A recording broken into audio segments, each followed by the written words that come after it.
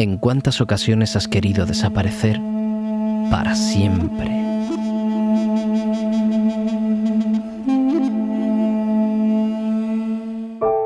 Pero por suerte, mañana volverá a amanecer y el nuevo día puede traer consigo un mejor enfoque de tu situación. Piensa en positivo. El momento es ahora.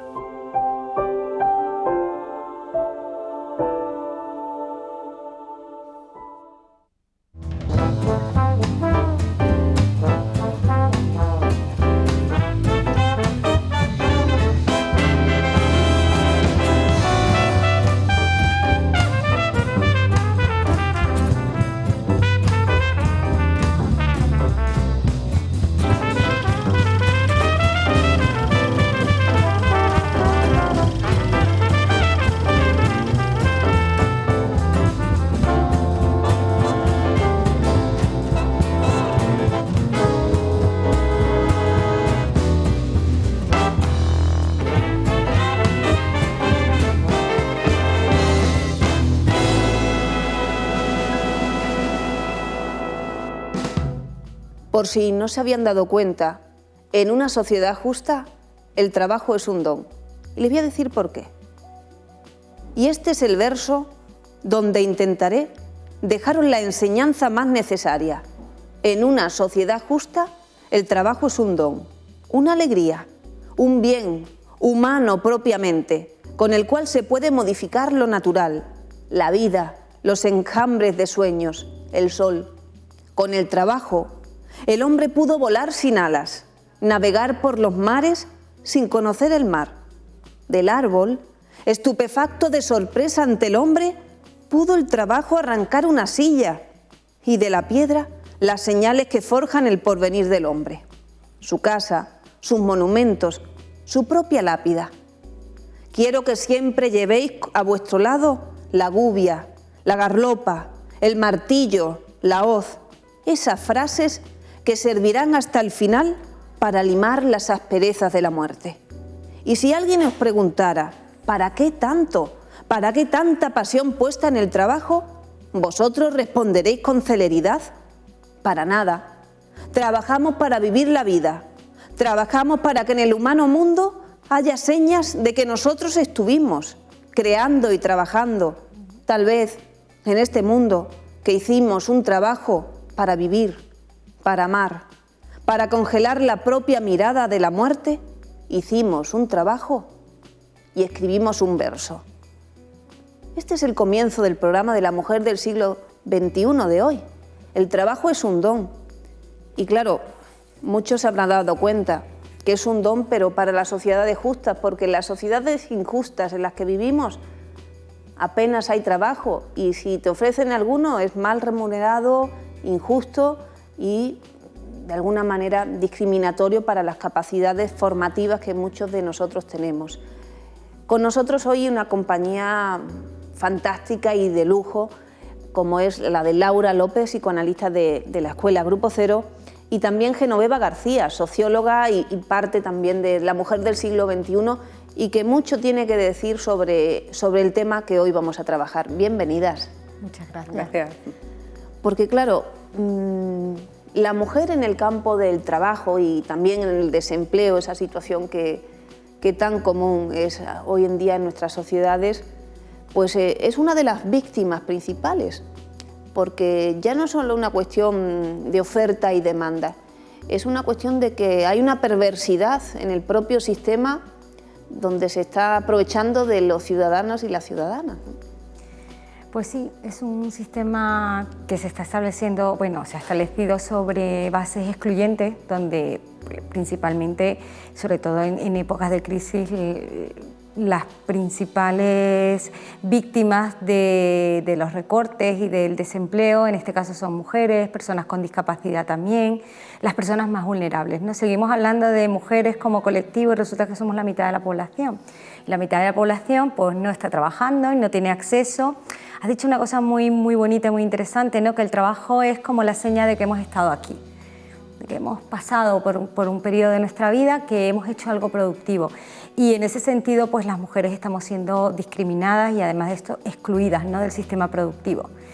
y las que están trabajando, las que tienen, entre comillas, la fortuna de trabajar, se están enfrentando a una precariedad laboral que todo lo que habíamos avanzado en términos de 10 años, pues lo hemos desandado en 5 o 6 años, brechas salariales hasta ahora un poco desconocidas, ¿no? También un problema que tiene que ver con la conciliación, que tiene que ver también con los puestos directivos, es decir, estamos trabajando, pues sí, hay mujeres trabajando, pero ¿en qué condiciones? Pero claro, esto nos lleva a la pobreza del siglo XXI, porque antes pensábamos en pobreza, o incluso muchas personas que ingenuamente nos están viendo, pensábamos en pobreza y pensamos en el pobre que está en la puerta de la iglesia o que de alguna manera pues, recibe ayuda de sus familiares, pero hoy en día hay muchísimos pobres. Veía unos datos del año 2013 y hablaba de 120 millones de personas en Europa que son pobres. ¿Pobres qué quiere decir?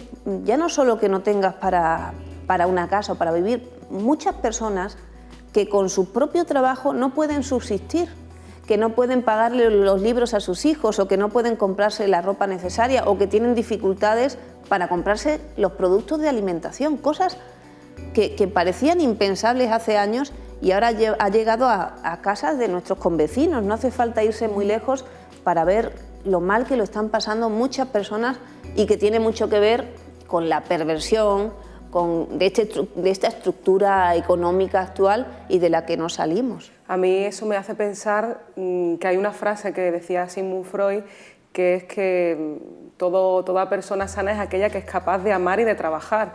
Entonces es algo muy serio porque estamos hablando de una sociedad que es enferma, porque tú no puedes llegar a tener esa capacidad de trabajar porque llega un momento en que no se genera trabajo.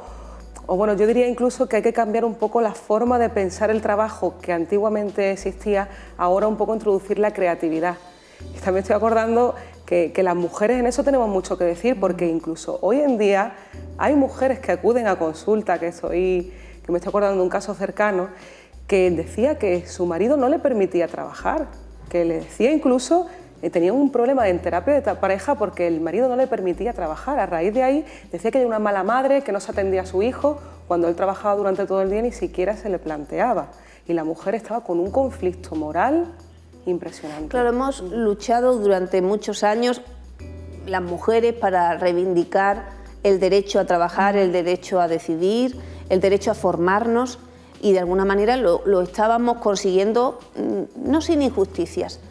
Pero también es cierto que la sociedad nos empujaba a ello. Ya no era suficiente solo con que trabajaran los maridos, sino que las exigencias cada día han sido mayores a nivel del consumo, porque la sociedad se sustentaba en eso. Consuman más, pidan más créditos y así funcionamos más. Pero claro, nos engañaron a todos, nos estafaron. Y ahora te encuentras con una casa que no puedes pagar, con una vida que no puedes sostener con los trabajos que te permiten, si existe trabajo. Y esa es una problemática de hombres y de mujeres y de familias. Hay muchísimas familias, o sobre todo la mujer, claro, siempre en este progreso social, no que se haya desprendido de su papel anterior o de sus obligaciones o cargas anteriores, sino que ahora encima, además de sus cargas familiares y de ese sustento y de ese pilar que eran las familias, además de eso, de todas esas tareas, tiene la tarea laboral de llevar dinero a casa. Y porque antes era como para tener un poco de libertad, pero ahora ya es para subsistir. Entonces nos encontramos con una doble carga, con una doble discriminación y de pasar a ser caprichosas, como muchos nos catalogaban como caprichosas, ¿para qué vas a estudiar? ¿Para qué vas a trabajar? Confórmate con lo que tienes. Pero claro, la mujer se tenía que conformar. Los hombres no estaba bien que fueran conformistas. Pero nos están todo el día mareando con unas frases y con otras y nunca nos dejan hablar a nosotras y hacer lo que nosotras valemos. Claro, es que el problema es el siguiente también, cuando pensamos en los consejos de administración, cuando pensamos en las políticas que se hacen desde empleo y pensamos en el número de mujeres o de hombres también, pero que aportan esos valores femeninos, ahí nos damos cuenta de que es que la estructura está diseñada para que no entremos en el sistema, o para si estamos en el sistema, pues hacerlo de una manera marginal para cubrir las necesidades, bueno, de trabajo. Por ejemplo, el tema de la conciliación. En casi todos los análisis que hay serios, ¿no?, sobre el tema del desempleo de las mujeres, uno de los problemas que tenemos y seguimos trabajando es el tema de la conciliación laboral, la vida personal y familiar. Eso no está resuelto.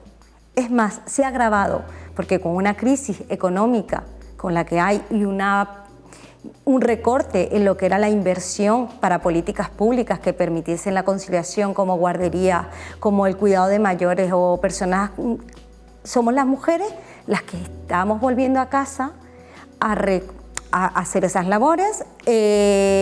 No tenemos trabajo, si tenemos trabajo además es un trabajo precario, pero es que encima los que diseñan las políticas de empleo y las políticas formativas y educativas tampoco tienen valores femeninos y son pocas mujeres las que están decidiendo en qué dirección vamos. Con lo cual, pues estamos en una época muy dura y además de eso llamativa, porque el viejo modelo económico y productivo no termina de morir.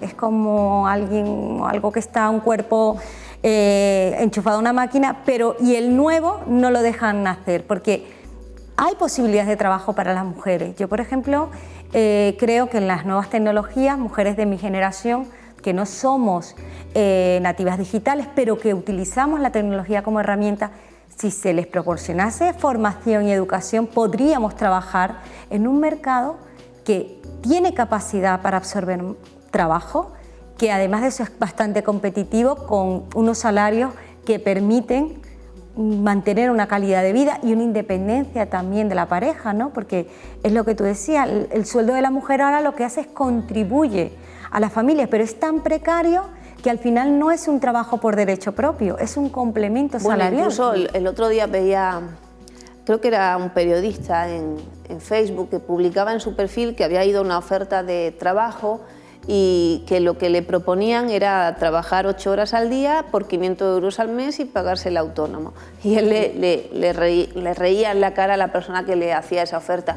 Pero como esos tantos otros, y informaciones incluso que no nos llegan, como que siempre el que tiene que sufrir y soportar el yugo es el propio ciudadano, porque a nadie le importa si tú puedes vivir o no. Lo que importa es si tú quieres trabajar, trabaja.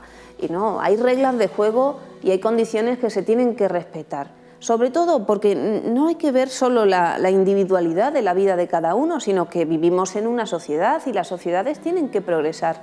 Y si no progresan, primero no se pueden quedar paradas, porque eso no existe, pero se pueden perder lo conquistado. Y ya Freud y el psicoanálisis lo dice, que si no hacemos un trabajo continuo para mantener las cosas y para producir nuevas cosas, se vuelve al pasado. Quiero ahora que escuchemos este poema de Gioconda Belli, Huelga. Huelga, de Gioconda Belli. Quiero una huelga donde vayamos todos. Una huelga de brazos, piernas, de cabellos. Una huelga naciendo en cada cuerpo. Quiero una huelga de obreros, de palomas, de chóferes, de flores, de técnicos, de niños, de médicos, de mujeres. Quiero una huelga grande, que hasta el amor alcance.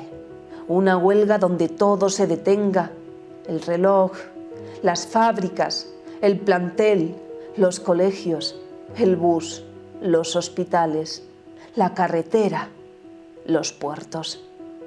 Una huelga de ojos, de manos, de besos. Una huelga donde respirar no sea permitido. Una huelga donde nazca el silencio para oír los pasos del tirano que se marcha.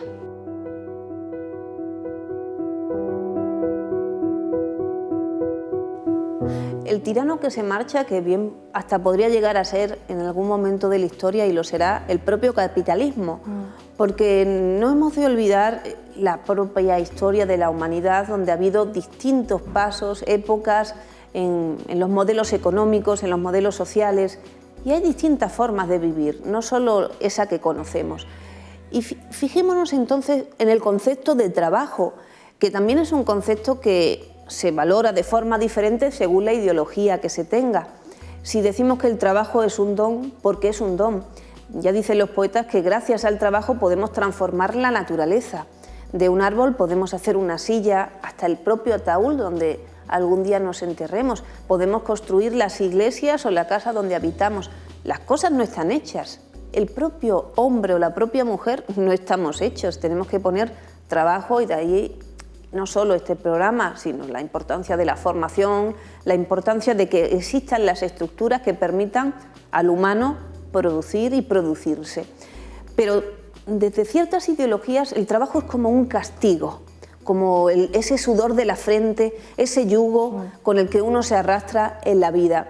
Y con esa perspectiva, ¿quién va a querer trabajar? Una cosa es que sea necesario o que exista el empleo o que haya que trabajar, pero luego el deseo o esa idea de que el trabajo dignifica y te permite construir tu vida no es algo que tengamos a nivel de calle. Sí, se ve el trabajo como algo muy negativo en muchas ocasiones, porque vemos como incluso hace que pienses que el trabajo te va a hacer a ti pues cuestionarte tu tiempo de ocio, que te está impidiendo incluso crecer o vivir, cuando en realidad es al contrario, te va a proporcionar muchas más herramientas para tú comprar, por así decirlo, tu libertad, atarte a otras cadenas que no sea, como decíamos en programas anteriores, el principio del placer, ¿no? Lo inmediato, porque eso ya lo hace un animal. Conversaba antes con Cristóbal en la radio y hablábamos, por ejemplo, desde un nivel sencillo, de la religión.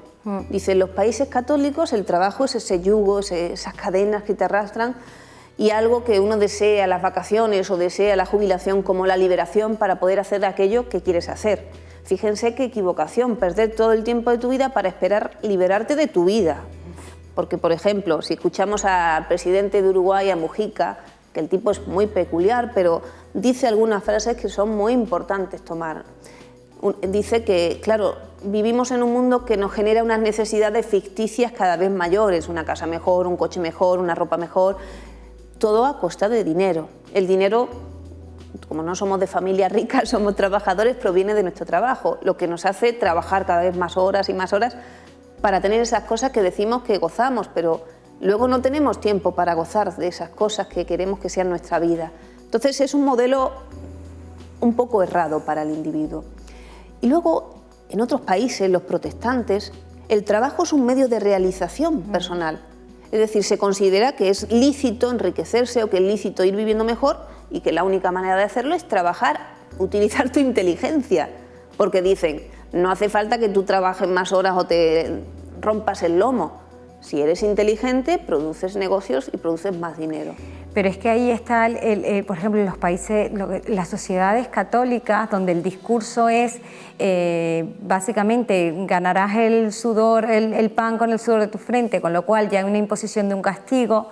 Las condiciones, no solamente del trabajo, sino las condiciones en las que se está desarrollando ese trabajo en el actual sistema, son unas condiciones perversas que nadie quiere, pero ¿quién quiere ser esclavo?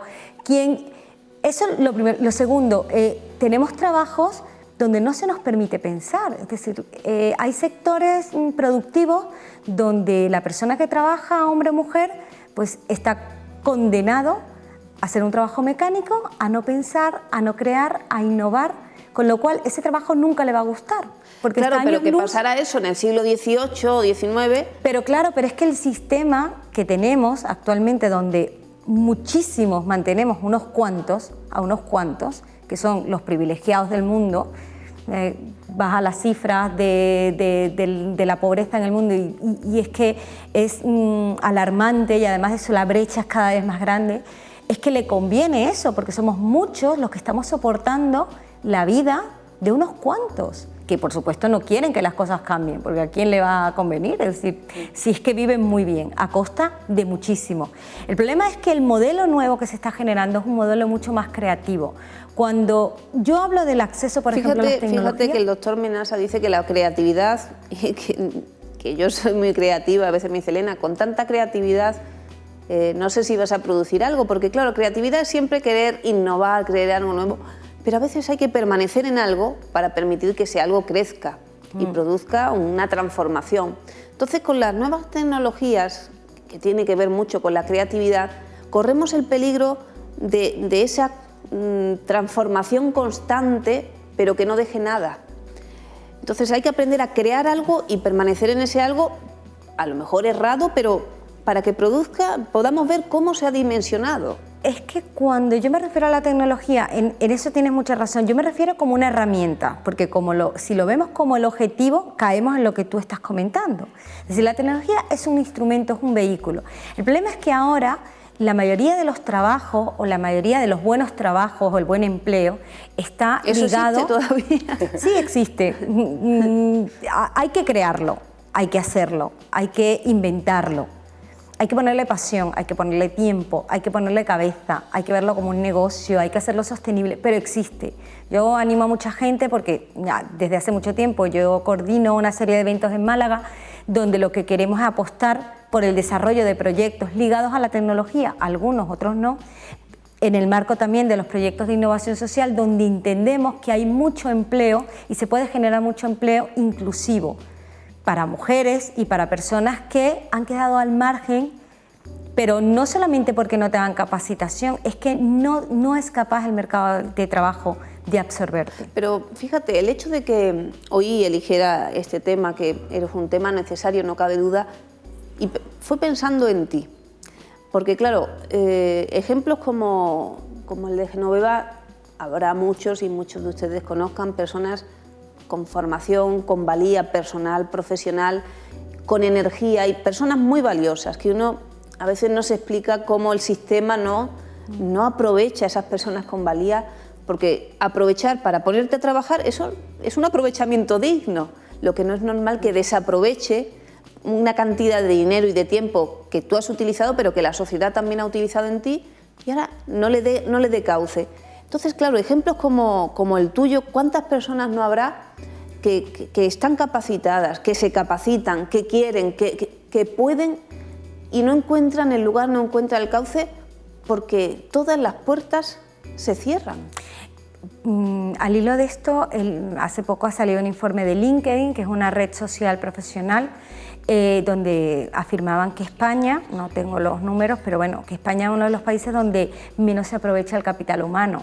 Hay mucha gente cualificada, hombres, mujeres, con habilidades, con capacidades de trabajo, pero que el sistema, tal y como está montado y estructurado, no es capaz de absorber. ¿Pero eso pasa en otros países? Eso pasa en las sociedades donde todavía... a ver, en las sociedades nórdicas, por ejemplo, no pasa eso porque el sistema laboral está dejando de ser una perversión para convertirse en crear proyectos y crear riqueza a partir de cuestiones tan menos... que no pertenecen a la sociedad de consumo. A ver, ahora estamos en un paradigma de la innovación social donde el trabajo se está construyendo a partir de observar necesidades reales, sociales, y a partir de esa observación empezar a establecer proyectos viables que den respuesta a ese tipo de necesidades y también planteen nuevos retos, con lo cual se empieza a establecer una cadena de trabajo que crea más empleo indirecto que directo. Es decir, en el momento que tú realizas un proyecto de innovación social donde tú das respuesta a un determinado problema social o... Me encanta porque usan mucho la palabra social. Claro, o medioambiental, claro, porque es que al final tú tienes que crear, no tienes que crear necesidades, lo que tienes que crear respuesta a necesidades. Lo que pasa es que en España no existe todavía una ideología social. Existe una ideología muy pegada a lo familiar, muy pegada a la tradición, muy pegada a que las cosas sean como siempre han sido, y cualquier profesión que difiera de eso, las mismas profesiones intelectuales todavía no son comprendidas en este país. Claro, es que... Son consideradas un trabajo que no es muy trabajo. Aquí se considera el trabajo físico. Entonces, claro, es una sociedad muy primitiva que se encuentra en un modelo capitalista y de consumo diferente, pero que no se ha adaptado, no se ha flexibilizado ni siquiera en ese mercado laboral donde tú dices, bueno, a lo mejor no se genera una empresa como pensábamos antes, donde está el empresario y genera estos productos, pero se genera otro tipo de funcionamiento que ofrece también servicios y donde profesionales de distintos campos colaboran o interactúan, y eso genera una riqueza que no solo es la económica. A mí me llamó la atención una vez que me comentó una persona que ella venía de un modelo económico de España, ¿no? Entonces estuvo trabajando en varias empresas alemanas, ¿no? Y de Suiza, de varios lugares. Y me dijo que lo que le sorprendió del modelo que había aquí en España era que aquí son como tiene un pensamiento como de mucha fidelidad. Es decir, tú no puedes irte a otra empresa porque lo consideras como una traición, cuando en otras economías de fuera de España lo veían incluso como una manera de enriquecer a la propia empresa. Preferían una persona que estuviera más desligada, que estuviera más rotando por varios lugares, con todo ese bagaje, con toda esa experiencia, para que incluso ellos pudieran crecer. Y aquí en España se ve como una traición, como que esa persona cuando ha abandonado un trabajo es porque algo habrá hecho, algo habrá pasado, algo ha sucedido en la empresa. Entonces, como una forma de pensar como muy cerrado, ¿no? Como ocurre con las relaciones, como que es para toda la vida, el trabajo para toda la vida. Debe ser que seguimos siendo religiosos. Ahí hay un componente importante que tiene que ver con la religión y tiene que ver con un discurso que lo venimos arrastrando desde hace Igual estamos haciendo pecado hablando de estas Igual estamos cosas. cometiendo un pecado, pero pequemos, ¿no? Como dirían, vamos a pecar, porque es que el problema a lo que tú estás refiriéndote.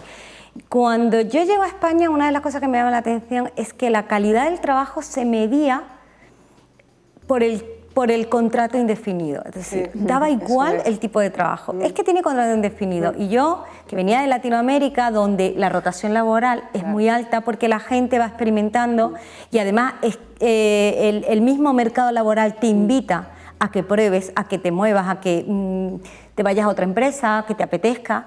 Aquí no, aquí era, no, yo es que tengo un trabajo fijo, no lo voy a dejar. Te decía, ¿pero a ti te gusta ese trabajo? Es como si incentivaran el miedo. Sí. Hombre, es que es una forma también de controlar, es lo que te digo. Si a ti te ponen en un trabajo donde te dan una función y donde tú simplemente tienes que sacar una producción tal, sin pensar, sin hacerte preguntas, sin preguntar, sin ver al otro lado, claro, es muy fácil para el sistema, porque lo que le interesa es que tú seas productivo y saques la mayor cantidad de trabajo posible. Claro, pero sería abocar a la sociedad a un no progreso. Sería siempre mantener el mismo tipo de sociedad durante la eternidad, que es como creer en la eternidad de lo humano, porque unos pocos van a ser los ricos y muchos van a ser los pobres trabajando para los ricos, que es un ideal que se repite en la historia, pero hemos avanzado en muchas cosas y no nos podemos comparar con... Aunque en cualquier ciudad encontremos a personas que viven como en la Edad Media o como en la antigua Grecia, etcétera, pero tenemos que... Todo científico lo que está abocado es a pensar en la transformación, en pensar que hay algo más allá, pensar que siempre hay algo que me queda por conocer o por producir, si no agotaríamos el alma, el espíritu humano. Pero es que hemos pasado también mucho tiempo, lo que te referías tú antes, Elena, que hemos pasado un periodo en España donde se nos han creado un montón de necesidades, donde todo estaba abocado al consumo, que nadie se preguntaba si realmente las cosas tenían ese valor económico, es decir, te ponían un precio, una casa y ninguno pensamos, oye, ¿esto realmente lo vale? En términos, ¿esto realmente vale este precio? No. Nos daba igual, trabajábamos para conseguir el dinero, pedíamos un préstamo, pedíamos un crédito y nos comprábamos la casa, porque eso era lo que te mantenía dentro de los parámetros del éxito. Vale, y si ahora social. No puedes eso, ¿cómo se siente uno cuando tú has vivido con esa idea de conseguir cosas y eso genera bienestar? Cuando no puedo conseguir las cosas, cuando no tengo dinero, no tengo trabajo para ir a comprarme, no puedo ir a comer con mis amigas, no puedo. ¿Cómo se siente uno? Pues los datos no salen a la vista. Yo el otro día me enteré de los datos, por ejemplo, de suicidio en mucha gente que no soporta esa situación y están tomando decisiones pues muy lamentables, ¿no? Y eso está pasando en España, lo que pasa es que esos datos no salen a la luz. Claro, no salen a la luz porque se dice que fomentan mayor tasa de suicidio, claro, pero cuando lo que tenemos es que denunciar que pasa eso y que los sistemas de salud y los sistemas sociales no atienden la necesidad de esas personas, porque solo se suicida una persona depresiva. Claro que sí, pero es que además el ocultar esos datos, el no trabajarlos, tampoco soluciona nada. Claro, porque trabaja a favor de los políticos, pero no a favor de los ciudadanos. Entonces, hay una parte de la sociedad que evidentemente es una parte de la gente que se ha instalado pues en la depresión cada día. Bueno, si lee los informes de salud mental, cada día hay más la gente con tratamiento psiquiátrico. Hay otra parte de la gente que es la que está reivindicando cosas y la que está intentando, porque sí hay gente haciendo cosas. Es decir, por ejemplo, el tema de las casas, estos movimientos sociales de transformación social, como las plataformas, como las mareas, esto están dando la respuesta que el sistema no es capaz de dar respuesta a esto, es la gente la que se está organizando. Claro, pero cuando hablamos de sistema, también parte de la ingenuidad del individuo que piensa que hay un mundo hecho, que ya están las instituciones creadas y que uno vive y, ¿no?, como la abeja madre y nosotros somos los zánganos que simplemente estamos para perpetuar ese mismo modo de funcionamiento. Pero las cosas no son así. Es decir, claro, uno se tiene que acercar a los pensadores, a la filosofía, a los libros, a los poetas, para tener un pensamiento diferente al que te dan a nivel oficial. En el colegio no te van a enseñar a ser un individuo libre o trabajar para tu propio pensamiento. Eso lo tiene uno que labrar en ese trabajo sobre el pensamiento de la humanidad. Pero claro, nada está hecho, todo lo tenemos que hacer nosotros. Todo se puede cambiar, pero tenemos que estar de acuerdo. Hay una conferencia que dio el doctor Menasa que se llamaba Amor, Trabajo y Sexualidad o Libertad, y que hablaba de que, claro, se han perdido las utopías. Antes existían utopías y eso hacía que se unieran gente por trabajar por esa utopía. Sabemos que la utopía no se pueden conseguir, pero en ese no se puede conseguir y en ese trabajo que se hace se consiguen muchas cosas. En las sociedades actuales ya no hay utopías, no hay ilusiones, no hay sueños, la gente, los jóvenes sobre todo, están desilusionados. ¿Para qué voy a estudiar si no va a haber trabajo? Es decir, caemos en un no hacer y eso produce disgregación y aislamiento, que es uno de los modos del sistema para perpetuarse eternamente o infinitamente como tal, mientras que la única fuerza que nos queda es la unión. Es que yo me pongo de acuerdo contigo, tú contigo, y nos vamos uniendo y en esa voz que cada vez va siendo mayor podemos ir haciendo cosas, tenemos poco dinero, bueno, pero tenemos un poquitito que sumado al otro poquitito suma más y sobre todo lo que tenemos es deseo y fuerza de trabajo y eso es lo que hace cambiar el mundo. Ahora pensamos que el dinero lo es todo y es una equivocación.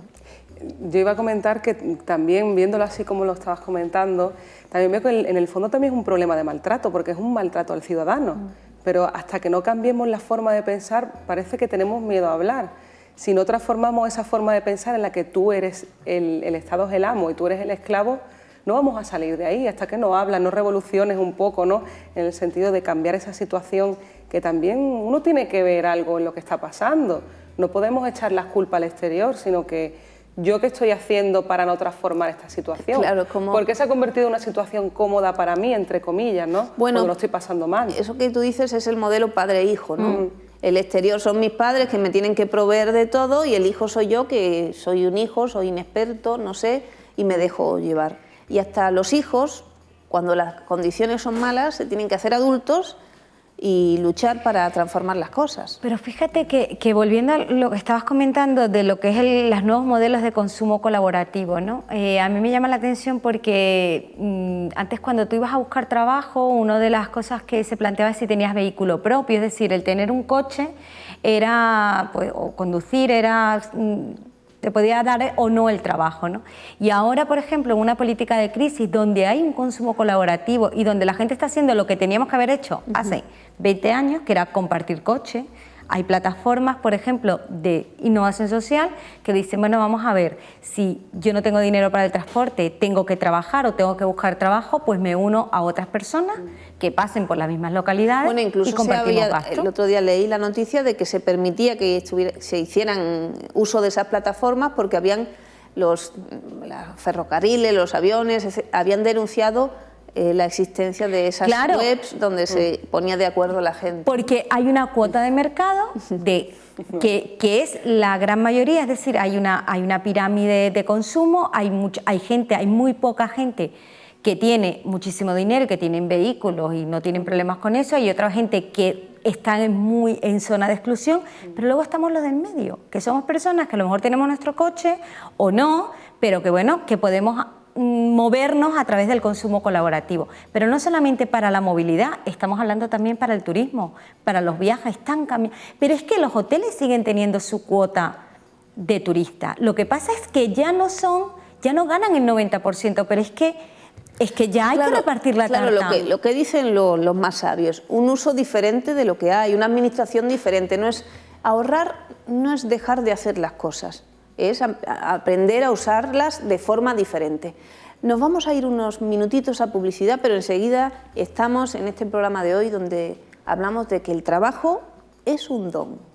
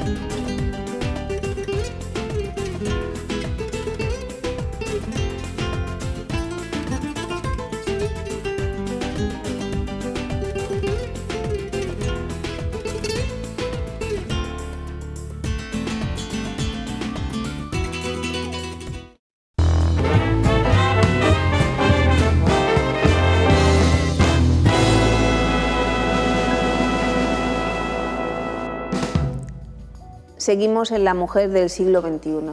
Y si no tienes empleo, si andas desesperado o desesperada, si no sabes cómo encauzar tu futuro, tranquilo que aquí te vamos a ayudar. Una forma de ayudarte es enseñarte a leer aquello que no está en ningún lugar, solo en los libros, y que uno tiene que hacer un pequeño trabajo para interpretar y para saber extraer ese saber. Es la poesía, que es la verdadera historia de los pueblos y que habla de ti, habla de mí y habla también de la posibilidad que tenemos todos de transformar las cosas. Vamos a escuchar ahora el poema de César Vallejo, Parado en una piedra. Parado en una piedra, un poema de César Vallejo. Parado en una piedra, desocupado, astroso, espeluznante, a la orilla del Sena va y viene.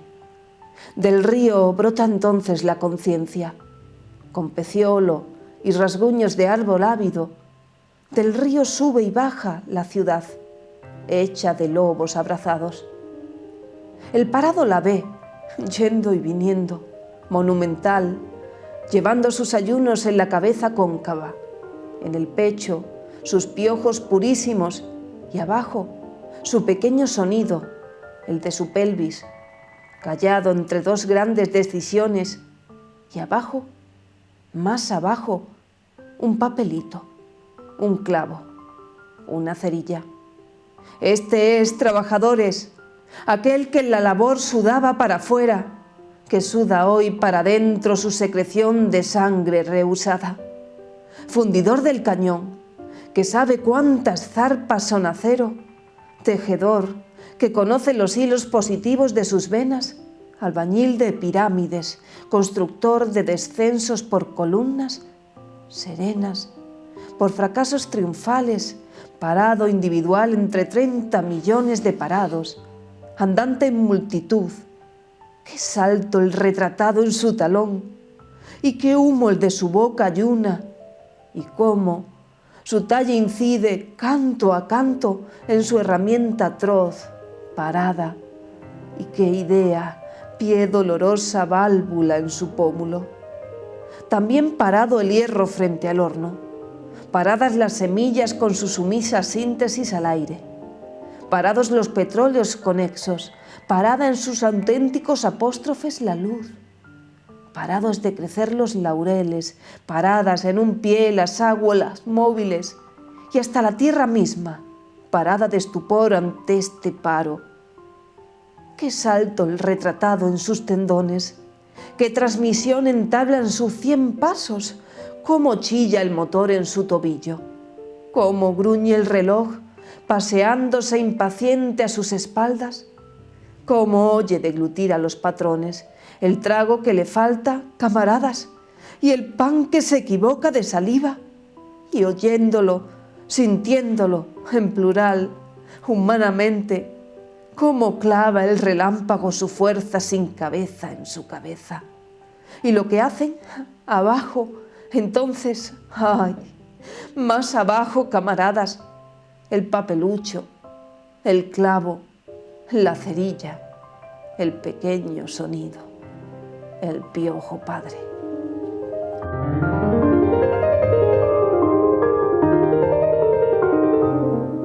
César Vallejo no vivió esta crisis, pero supo hablar de ella y de esa soledad del parado cuando ha sido despojado de la identidad a la que esta sociedad le había aspirado a poner. Uno no valía nada, pero si trabajaba en algo ya valía algo, si tenía más dinero valía un poco más. Y ahora, desnudo ya de todos esos atributos falsos y artificiales que te habían vendido, uno siente que su valor es nada y a veces se encuentra en situaciones, como decía Genoveva, que le sitúan más cerca de la muerte que de la vida. Pero claro, no estás solo, no estás sola, y ni esta situación va a ser para siempre.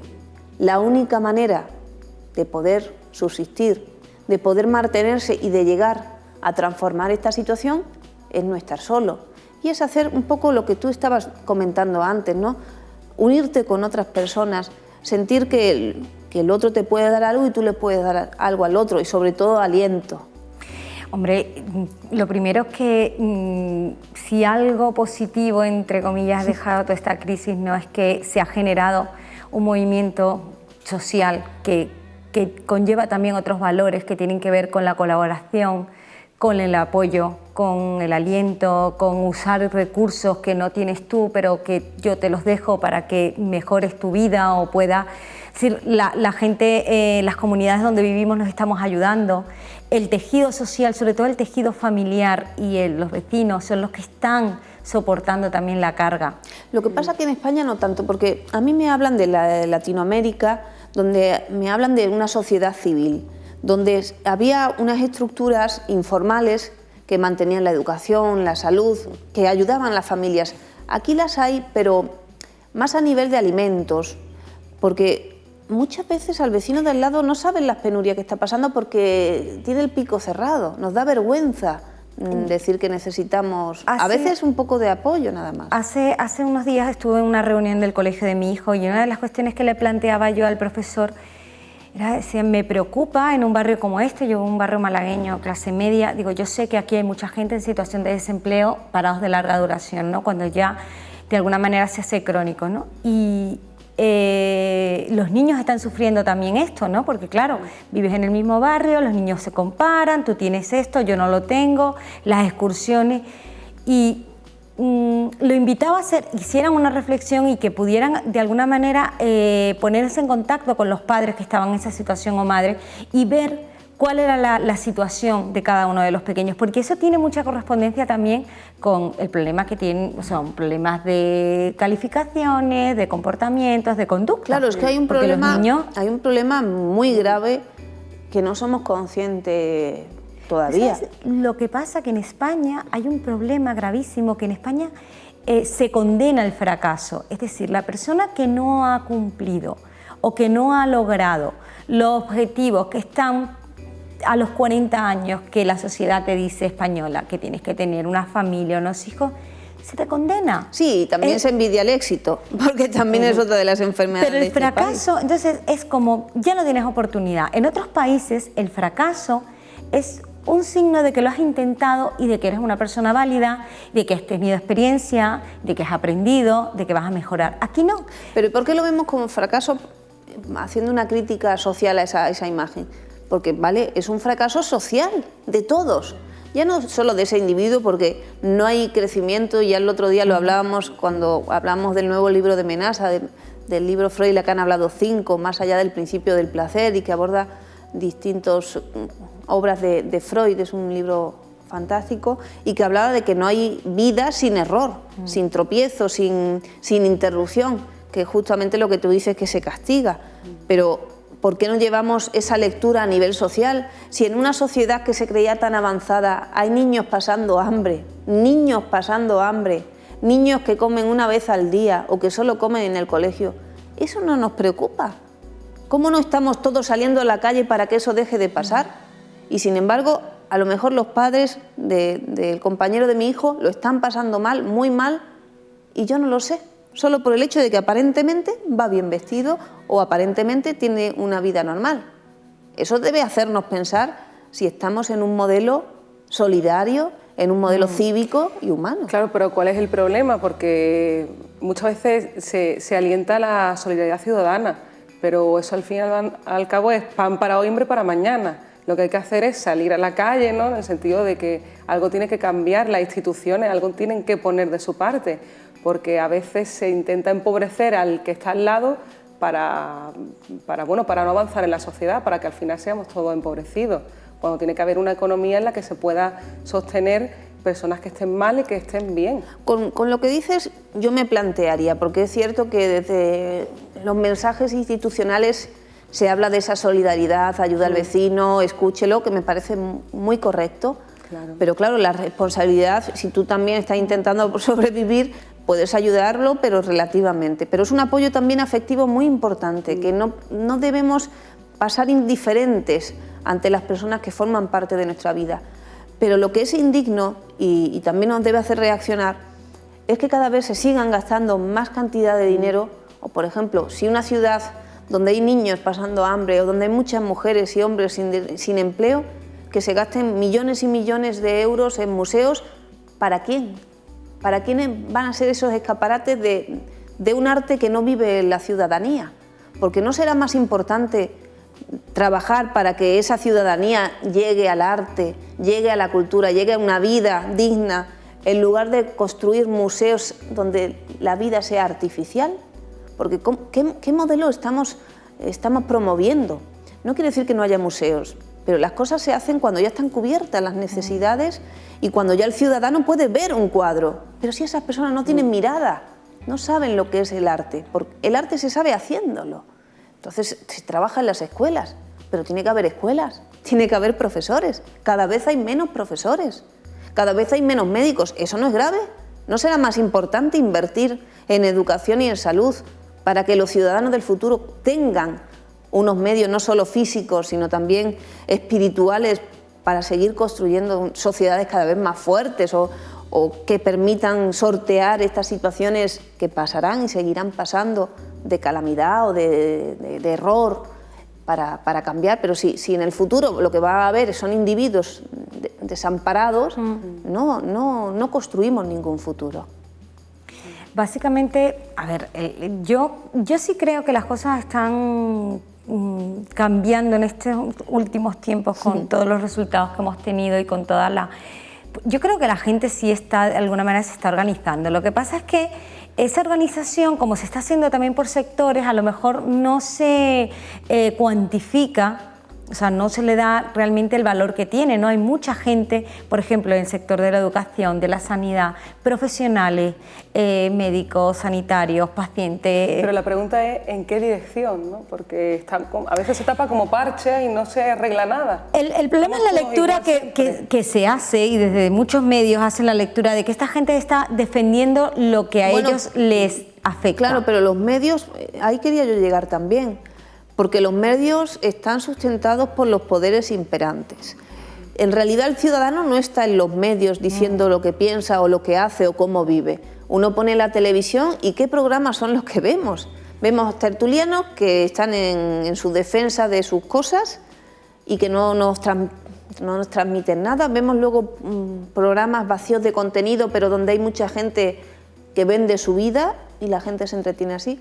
Es decir, que no hay un reflejo de lo que verdaderamente pasa, mueve las ciudades, de la gente, porque se llega a pensar eso, que todo es poder del dinero. Es porque yo tengo más dinero, te compro el anuncio en el periódico. No, puedo hacer un montón de cosas, a pesar de tener poco dinero, las puedo hacer porque depende de mi trabajo, depende de la ayuda del otro, y eso tiene que verse reflejado también en los medios, porque el mundo tiene que saber que las personas hacemos cosas y no siempre el dinero es el que decide.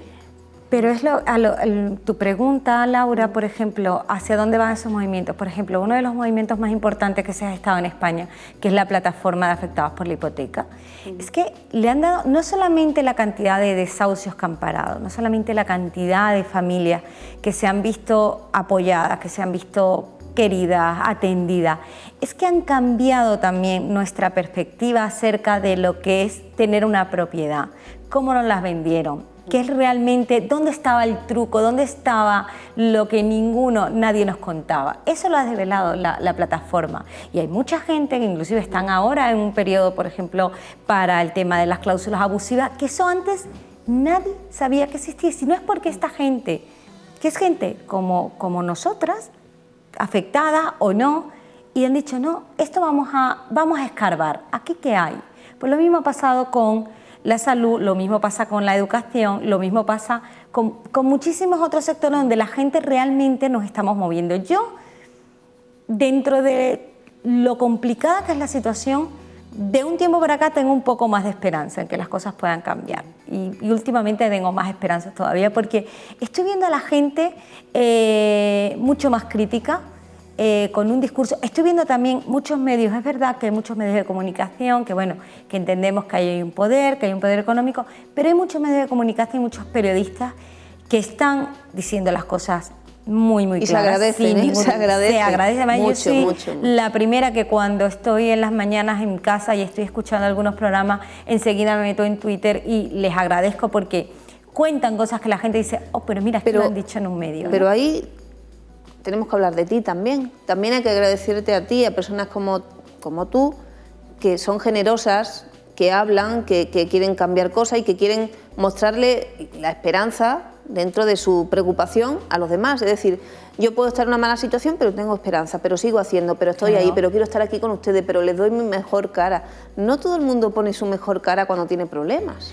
Hombre, es que también hay una parte de fortaleza, es decir, yo soy una persona muy fuerte psíquicamente, tengo que decir, pero como yo muchas también, tengo muchísimas compañeras que han trabajado conmigo y también están en una situación pues desde hace 2 años complicada, ¿no? Pero nosotros llamamos a la resistencia, a la resiliencia y el seguir trabajando, pero también entiendo que hay gente que, bueno, por sus circunstancias familiares o a lo mejor hasta personales les cuesta mucho, ¿no? Y es la gente, por ejemplo, con la que yo intento comunicarme y decirle, oye, aquí, por ejemplo, desde lo que yo hago, tienes un espacio para crear, para hacer un proyecto, para hablar con nosotros, para que la gente puedas tener una comunidad donde te sirva de apoyo, te sirva de ayuda. Bueno, que Mijas Comunicación nos permita a las mujeres del siglo XXI tener este espacio de libertad para hablar, para crecer, eso es algo que nunca podremos agradecérselo porque es una función social fundamental, no solo porque nosotras hacemos la labor, pero también que exista esa posibilidad, ese espacio, como tú dices, alguien que diga, haz y crea lo que tú sabes hacer, que favorece y ayuda a otras personas, eso es importantísimo y es necesario que siempre lo haya y en más lugares. Hablamos de los jóvenes.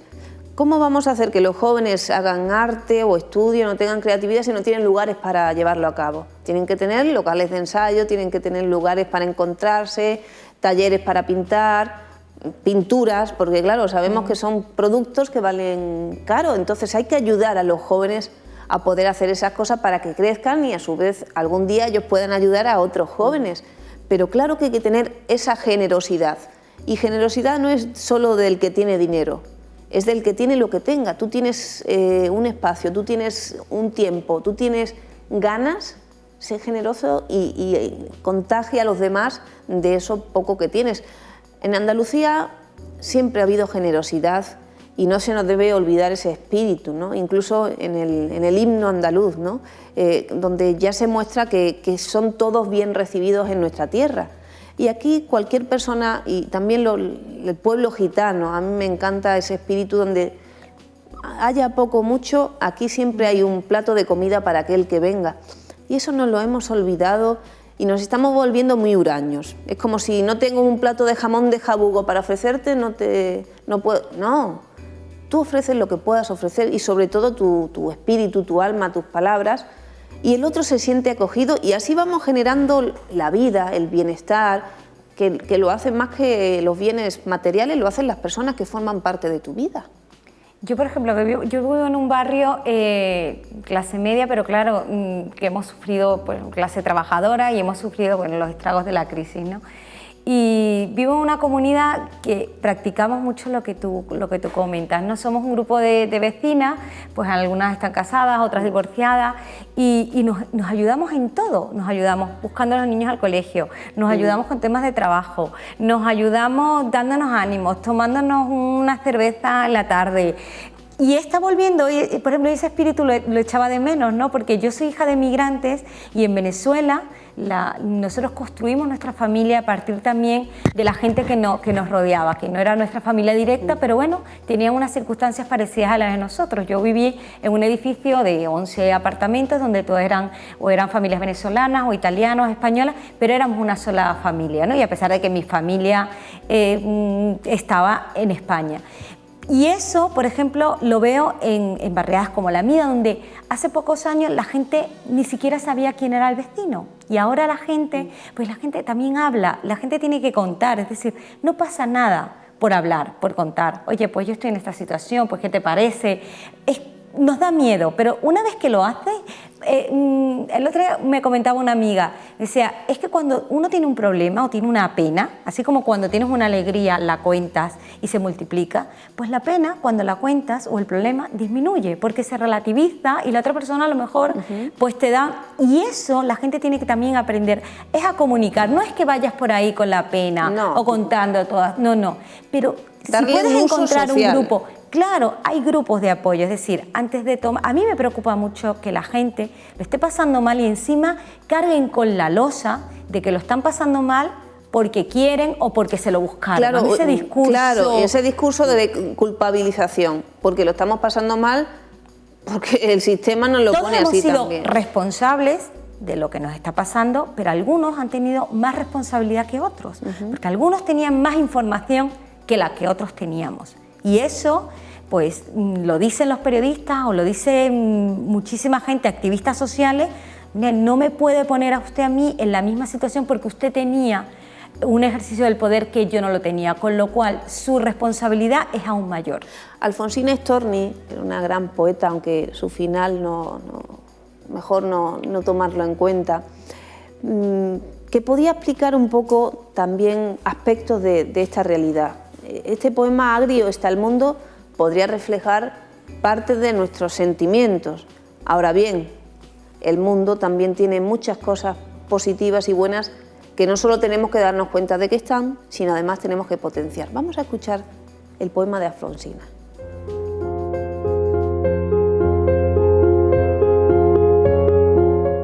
Agrio está el mundo, un poema de Alfonsina Storni.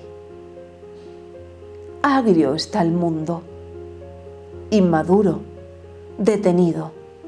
Sus bosques florecen puntas de acero, suben las viejas tumbas a la superficie. El agua de los mares acuna casas de espanto. Agrio está el sol sobre el mundo, ahogados en los vaos que de él ascienden, inmaduro, detenido. Agria está la luna sobre el mundo, verde, desteñida, caza fantasmas con sus patines húmedos. Agrio está el viento sobre el mundo, alza nubes de insectos muertos, se ata, roto, a las torres, se anuda crespones de llanto, pesa sobre los techos. Agrio está el hombre sobre el mundo, balanceándose sobre sus piernas, a sus espaldas todo, desierto de piedras, a su frente todo, desierto de soles, ciego.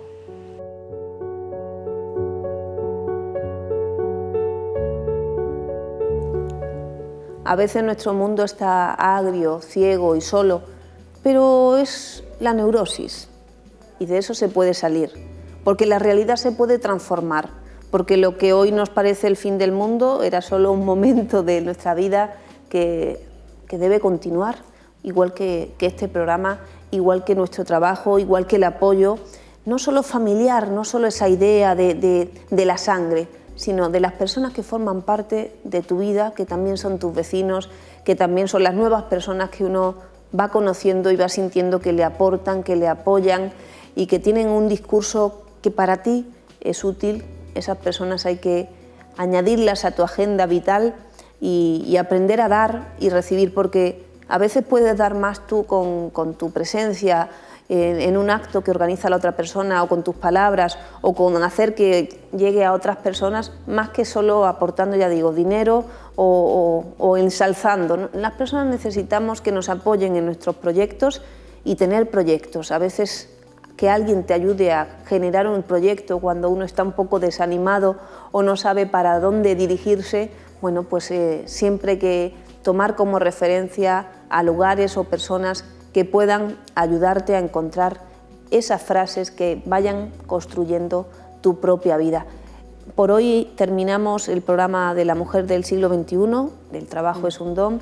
Recuerden que el día 25 de junio tienen una cita en el Teatro Las Lagunas a las 6, la entrada es gratis, es importantísimo que estén ustedes allí, es la gala final, es de alguna manera el cierre de esta segunda temporada, el festejo para todas las mujeres y hombres que han confiado en que se pueden hacer cosas por mejorar, en que quieren estar ahí colaborando para que se siga hablando de la mujer, se siga hablando de los derechos, se siga hablando del amor y de la construcción de sociedades más justas. Y justo es agradecerles a ustedes pues, que estén aquí, a Genoveva, a Laura, y que seáis mujeres que trabajáis, que no decaéis en vuestras energías y que siempre confiáis en que haya otro humano que reciba vuestro trabajo, vuestro amor, vuestras palabras. Muchas gracias. Pues sí, muchas gracias. Muchísimas gracias y nos vemos la semana que viene en La Mujer del siglo XXI.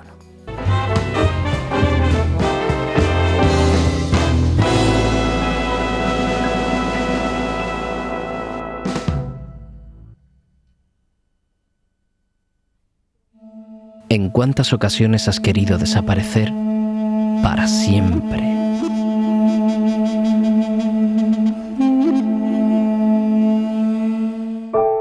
Pero por suerte, mañana volverá a amanecer y el nuevo día puede traer consigo un mejor enfoque de tu situación. Piensa en positivo. El momento es ahora.